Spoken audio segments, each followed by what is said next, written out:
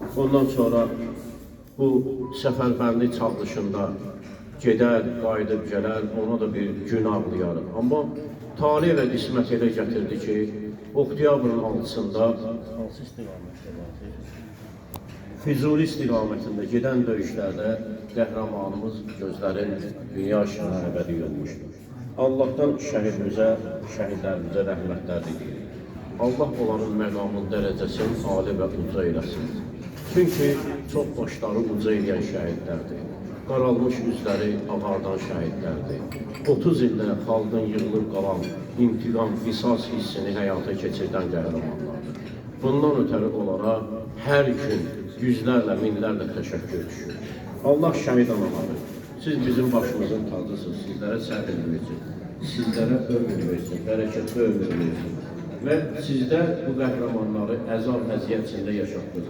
Mən bunu deməkdə bütün hamıya bunu şamil eləməyəcəm. Bizim xiyabanımızda 120 dənə, demək olar ki, 27 sentyabrdan bu yana şəhidimiz dəfn oldu. Həmişə məclislərə baxanda 25, 30, 15, 20, olsunlar 40-a qədər valideyn görmüşük. Ondan oyananları, elələri var ki, bu beşidiniz tanımırlar onları. Amma onlar da hamılıqla, onların da dilindən deyim ki, sizlərə minnətdarım. Bax, belə tədbirləri vaxt aşağı keçirdiniz, bir yerə yığıldınız və gəldi bugünkü günə çıxdı ki, xalqımız belə götürəcək Cumhuriyet şəhərində, elə burada da, rayonlarda da, müəyyən yerlərdə də hər bir şeydə şəhidlərimiz barəsində məlumatıdır. Bu işdə əl soyulmaq olmaz. Nə eləmək lazımdır? Elə bax, bu tərzdə də ömrümüzün sonuna qədər davam etməli. Mənim üçün şəhid nədir? Mənim üçün şəhid mənim başımın tacıdır, mənim ürəyimin tacıdır, mənim qüssələrimdir, mənim kədərimdir, mənim fərəhimdir. Hər şey var orada. Yaxşı nə var? Hamısıdır. Amma sönmüş çırağımdır, ocağımdır, arzularımdır. Ürəyimdə qalan o qədər arzular, həvəsləri vardı ki, mən də söz vermişdim ki ona, hətta şadlıq evini göstərmişdim ki, sənə burada toy eləyəcəm. Amma görürsünüz ki, talih belə gətirdi ki, qəhrəmanlarımız müəyyən qədər hissəsi əlsiz, ayaqsız, bəziləri tabutda, bayrağa bükülərək geri döndülər.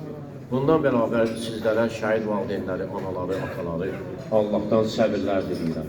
Emin Əliyev də həmən o şəhidlərdəndir ki, cəbhədə öz sözünü deyib qəhrəmanlığını, şücaətini ortalığa qoyur.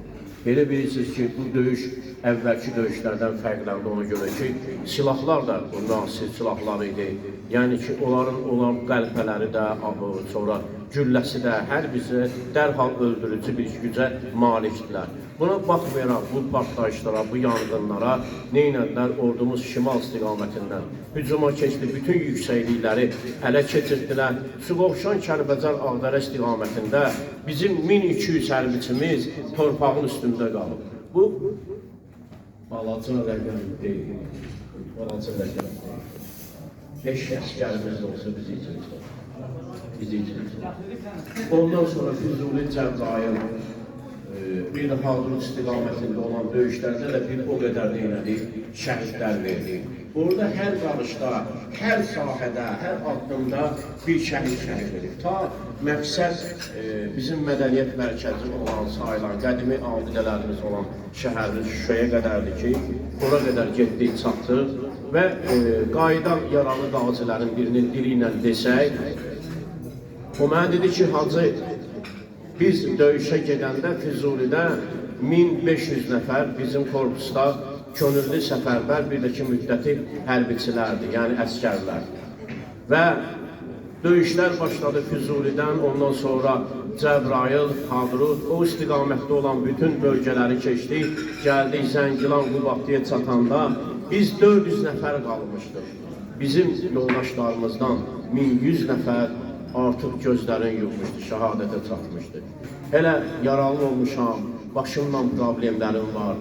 Elə baxmayaraq neçə il keçib, hələ də yuxuda yatanda onları görürəm, o səhnələri görürəm, onları yaşayıram. Və ömrümün axırına canda nə edirəm, onu yaddan çıxartmaram. Amma bizim bilmirəm, indi gəlməyib, burada bir yoldaş var, özü məclislərimizə iştirak edir, polkovnik leytinantdır. Həmən qardaşın dediklərindən bir neçə kəlmə sizlərə deyim ki, mən özüm, yəni korpus komandiri olmuşam. Füzuli istiqamətində 1-ci Qarabağda da, 2-ci Qarabağda da döyüşmüşəm. Mən 30 ildir ki, toylarda əl götürüb oynamıram. Çünki yüzlərlə əskərim gözümün qabağında şəhid olur. Onların özləri və valideynləri baxımından bu əzabı çəkdiyimə görə özümü belə şanlığa düçar eləmirəm. Allah bax, belə qardaşlarımızın sayını artırsın. O bəziləri ki, unudub, tez qatılır bəzi şeylərə. Bu qəm elə bir qəmdir ki, 41-45-də kimin nənəsi, bibisi varsa, onlar bilər ki, qayıtmayan əskərlərin yasını, ondan sonra onların xətrini, hörmətini nənələrimiz, bibilərimiz necə saxladılar. Mən də istəyərdim ki, şəhid valideynləri hörmətini, izzətini şəhidin o cür saxlasınlar. Həvva-i nəfsdir, o birisi, bu birisi, hamısı keçib gedəndir. 1 il, 2 il, 3 il görəcəksən ki, ömür gəldi, başa çatdı. Sonra baxacaqsan bizə, yanıb töküləcəksən ki, niyə bunlar kimi olmadı? Niyə mən də belə olmadım? Mənim nəfsim başqa yerlərə apardı, başqa istəklərə apardı. Və nəticədə onlardan çox uzaq düşdüm. Ahirət günü də Allah səni məqsəddən uzaq salar. Ona görə də onu yad etmək məğfirətdir. Onu yad etmək özü bir bağışlanmaqdır. Allah yanında xətir hürmətdir.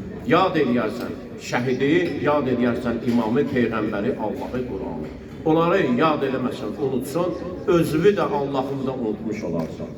Bir şey deyəcəm şəhidlərimizin dilindən inşallah.